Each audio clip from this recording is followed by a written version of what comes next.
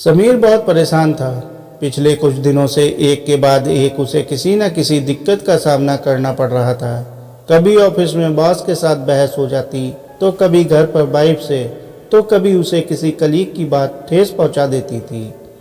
उसे समझ नहीं आ रहा था कि वो करे तो क्या करे। इसलिए वो एक आश्रम में अपने गुरुजी के पास पहुंचा और अपनी समस्या बता दी। गुरुजी ने उसकी बात सुनी और कहने लगे, क्या तुम जानते हो नेवले सांप को मारकर खा जाते हैं? क्या? समीर ने आश्चर्य से बोला। इस पे गुरुजी आगे बोले, कितना अद्भुत है, ये छोटे से नेवले इतने जहरीले कोबरा सांप तक को मारकर खा जाते हैं। ऐसा लगता है कि इन नेवलों को सांपों ने इतनी बार काटा है कि इनके अंदर एक प्रतिरोधक क्षमता विकसित हो गई है और अब उनके ऊपर इस जहर का कोई असर नहीं होता। क्या गुरुजी? समीर को कुछ समझ नहीं आ रहा था कि गुरुजी क्या बात कर रहे हैं। गुरुजी आगे बोले, क्या तुम जानते हो जंगली इलाकों में एक प्रजाति के छोटे छोटे मेंढक होते हैं जो बेहद जहरीले होते हैं। वे पैदाइशी ऐसे नहीं होते, वे रोज थोड़ा थोड़ा करके ऐसा खाना खाते हैं कि उनके पूरे शरीर में जहर भर जाता है और लोग उनसे दूर ही रहते हैं। यह सुनकर समीर से रहा नहीं गया और वह झल्लाहट से बोला, मुझे समझ नहीं आता कि मैंने आपसे अपनी लाइफ की प्रॉब्लम शेयर की और आप मुझे जंतु विज्ञान पाठ पढ़ा रहे हैं।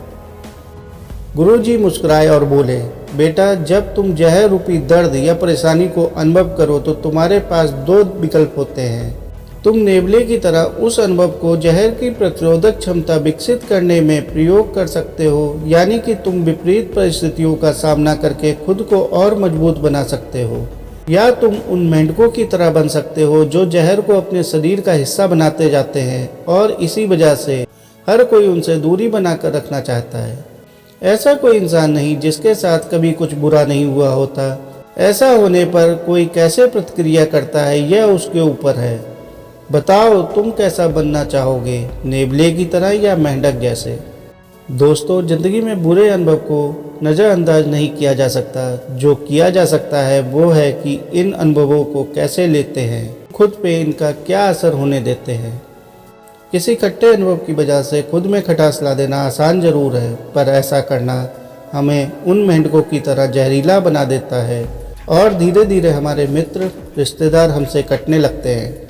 लेकिन अगर हम उस बुरे अनुभव को सकारात्मक लेते हैं और खुद को मजबूत बनाते हैं तो हम उन नेवलों की तरह सशक्त हो जाते हैं और फिर बड़ी से बड़ी बाधाओं को पार करना सीख जाते हैं। इसलिए दोस्तों, प्रयास करें कि जीवन में आने वाली समस्याओं की वजह से हम उनसे पार पाना सीखें, ना कि खुद ही एक समस्या बन जाएं। दोस्तों, आपको यह मोटिवेशनल कहानी कैसी लगी कमेंट करके बताएं और इसी प्रकार की कहानियों के लिए चैनल को लाइक करें, सब्सक्राइब करें। धन्यवाद।